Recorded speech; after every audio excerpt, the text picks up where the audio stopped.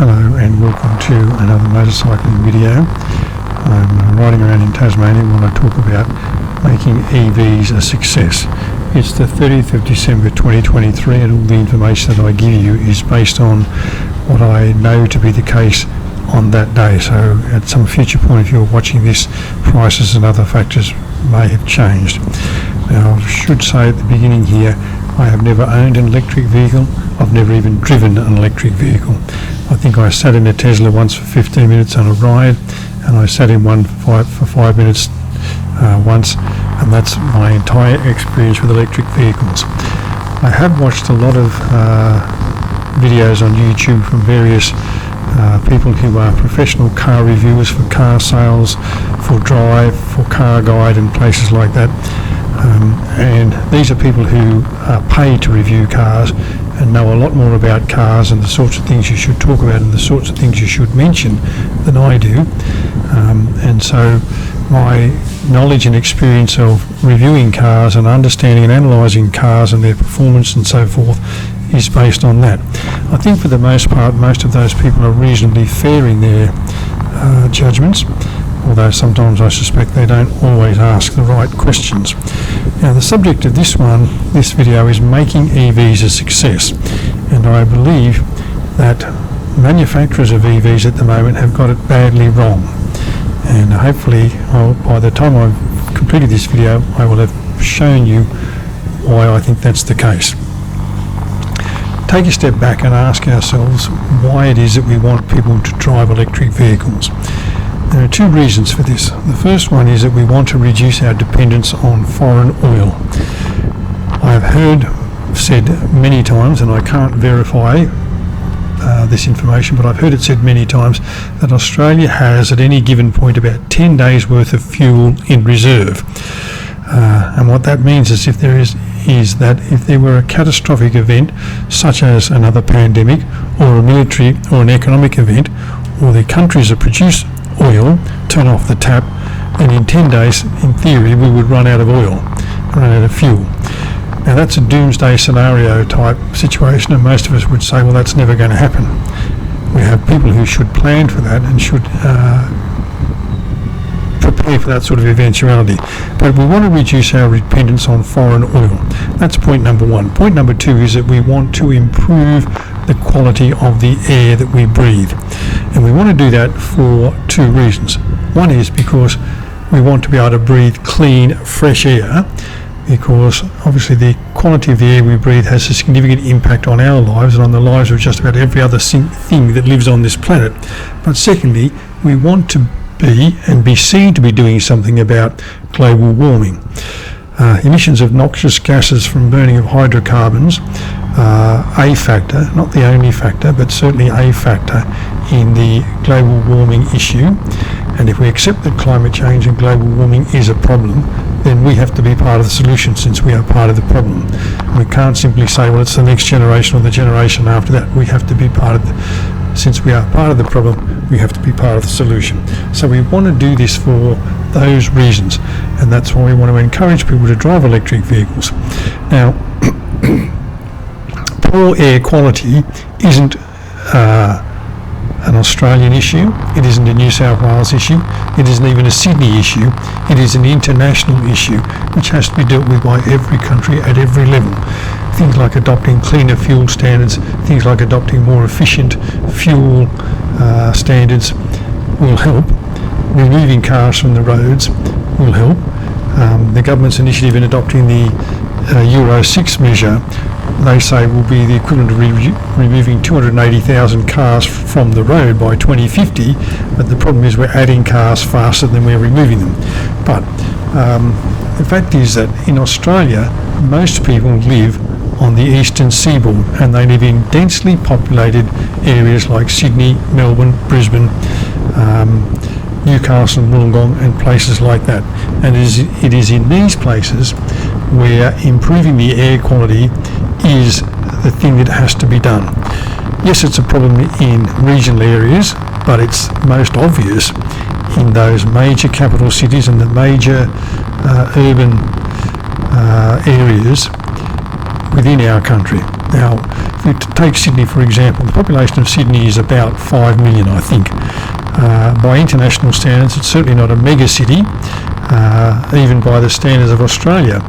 As a whole, the area that constitutes Sydney is a fairly small part of Australia, but a lot of people are concentrated in that area, and Sydney is characterised by an ever-increasing network of toll roads and motorways and flyovers and cloverleafs and so on, and the more roads you build, the more cars are on those roads. The fact is our population is increasing, and the people who are coming to Australia through immigration or are being born here are wanting transportation. Many families are now 2 and in some cases even 3 car families. That being the case that the child who was once the beneficiary of mum or dad's taxi is now has a driver's licence and is old enough to be the taxi driver and get themselves around. So in our major capital cities is where the air quality issue is most apparent and most manifests itself, and where we most need to deal with it. And if we look at electric vehicles the way I think we should look at them, then we will be able to deal with this issue by getting more people to drive electric vehicles. It has been said from the beginning that there were 3 things that held back the progress or the adoption of the electric vehicle, and they were in no particular order: charging, range and price. Let's look at those and imagine if some of them were not an issue. If you live in an area without off-street parking, then charging is going to be a problem for you, and an electric vehicle is probably not in your future. But if you have off-street parking in a garage or a carport or just off the main street, off the road, you can pull your car into your yard, you can plug it into a power point and charge it up overnight, and you'll be able to drive it. At one stage it was said that we had something like 20,000 service stations in Australia, and now there are about 6,000. Yes, it's true that cars carry more fuel and they can go further on the fuel they carry, but we have less fuel stations. We'll never have enough charging stations because there'll always be somebody who will say, well, I got to the charging point and the charger didn't work, or they were all busy and I had to wait. Charging can be an issue, but it need not be. Range need not be an issue if we look at electric vehicles the way I think we should, and I'll explain that in more detail in a moment, because if you use the electric vehicle for the purpose I think it ought to be used for, then you're never going to get to the point of the range running out of range, or the battery running flat and you being stranded somewhere. According to some research by CanStar, which is a marketing research company, in September of 2023, the median price paid for a car in Australia, including small cars and sedans, so by sedans they mean Camrys and Sonatas and things like that, was $36,075. If you add into that SUVs, then the price becomes $39,857. So let's say that the average price paid for a car, that is for a new car paid in Australia, was somewhere between $36,000 and $40,000. So the price is the big issue. If you're a person who can afford to buy a $300,000 Porsche or a Lamborghini or a Ferrari or something like that, then price doesn't matter to you, and neither does the price of petrol. But for most people, price does matter, and it's one of the things that they shop on, and the price of petrol does matter. If we were to look at the electric vehicle as being the second or third vehicle in a family of, or in a fleet of cars that a family might own, as I say, most families own now 2 cars and in some cases 3. But if we were to look at the electric vehicle as being the second or third vehicle, and its purpose was to be the urban runaround, what we once used to call the little shopper that we bought the wife, so she could go and do the grocery shopping and do the school run and go to the gym and do all those sorts of things. If we look at electric vehicles with that purpose, that is that you can drive it all week and never use up the range, and then plug it in on Friday night, and on Saturday it's going to be ready for you to do the sports runs and visit the relatives on the other side of the city and so on. And occasionally you could take it out of town on the road trip or the holiday, but the family would still have the large family vehicle, which would be the SUV, whatever it is that you drive, that all the family can pile into and go on the holiday. But the electric vehicle is the little runabout that you do the shopping with, do the school run, take the kids to all their activities and all that sort of stuff. And if you consider that according to the Australian Bureau of Statistics we drive about 36 kilometres a day, some of these electric vehicles you can drive for nearly 10 days and not have to plug them in. And when you do plug them in and charge them up, yes, your electricity bill is going to go up, but it's going to be a lot less than it would be in terms of petrol. Now, some of the vehicles that have come onto the market in the last year or so and been reviewed by some of these people that I talked about earlier, and it's not criticism of them, it's just stating the facts, don't fall within that 36,000 to 40,000 price range, and that's why I say the manufacturers have got it wrong and got it badly wrong. Let me give you some examples. The Fiat 500e La Prima, according to the Fiat website, is $57,812 drive away. So that's with on-road costs. It has a range of 311 kilometres. It's a cute little car. It has lots of Italian styling points. It's a two-door that fits two people. There are two seats in the back, but no one can sit in them. And it's $57,000. The BYD Seal, which is being talked about as a competitor to the Tesla 3. Now, I don't know if that's true or not, but the BYD Seal, at the base price, $50,554, rising to $54,210. It has a range of 460 kilometres. Polestar, we're about to release the Polestar 3. It starts at $132,900 and increases to $159,620. Yes, it has a range of 610 kilometres, but at $132,000, it is a long, long way north of the $36,000 to $40,000 price. That is what the median people are paying. The Kia EV9, which is the granddaddy monster of them all, this is a 7-seater people mover SUV crossover of some sort. It starts at $106,586.28, by the way, and rises to nearly $140,000. It has a range between 443 kilometres and 512 kilometres.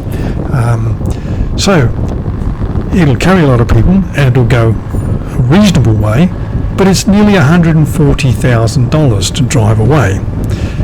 I saw one car reviewer today talking about the EV5, I beg your pardon, the Kia EV5, and suggesting that it would be a good competitor for the Tesla Model Y, which I didn't think was sold in Australia anymore, but he was suggesting that a good price point would be $60,000.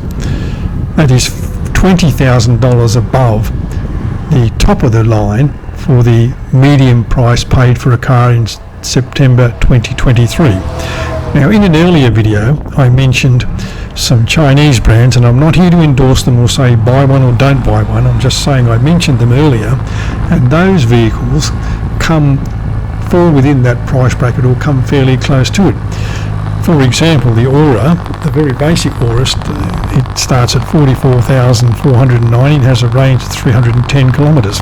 The MG4 Excite, MG4 I believe starts at something like $38,990 and has a range of 350 kilometres. And the BYD Atto 3 starts at $48,000 and has a range of, the base range of 320 kilometres.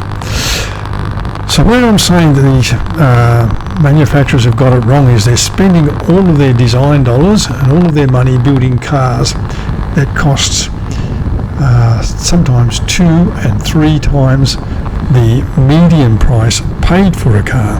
People are simply not in a position to spend that sort of money to buy an electric vehicle. And if they do, then it's the only vehicle they're going to buy. So they're going to drive it around town and they're going to want to take it on the family trip. If we look at the electric vehicle and say, well, it's the good city runabout, it's the one that you run around doing all the little errands all over town, and you keep the second car, the petrol-driven car that you have at the moment, you keep that and you use that for the weekends away and the road trips and so on, then the electric vehicle makes sense, and it makes sense if it comes in that $35,000 to $40,000 price range. So what we need to be getting manufacturers to do is to be thinking, how can I make a car that is in that price range, that has a reasonable range, 300 kilometres or thereabouts, that includes the sorts of things that people want in vehicles these days in terms of comfort, infotainment, technology and so on, and if I can build that car and include all those things and fit it within that price range, then people will buy it, and we will be closer to achieving our goal of getting dirty, polluting cars off the road, improving the quality of our air, and doing our bit towards reducing global warming or mitigating the effects of global warming. Now obviously if we were to do that, it wouldn't happen overnight. The Australian new car market is about 1 million new cars are sold every year. So we'd have to sell a lot of electric vehicles in order to achieve our goal of having cleaner air in our cities. But we're not going to achieve that goal with cars that cost $140,000. We're not going to achieve that goal with cars that cost $135,000 or even $60,000 or $70,000. Well, I hope that I've made my point clear about what to do to make EVs a success and why I think manufacturers have got it badly wrong and what they can do to improve the situation. If not, I hope you enjoyed the scenery around Launceston while I was riding, and I will talk to you again when I'm making the next video. Thank you for watching.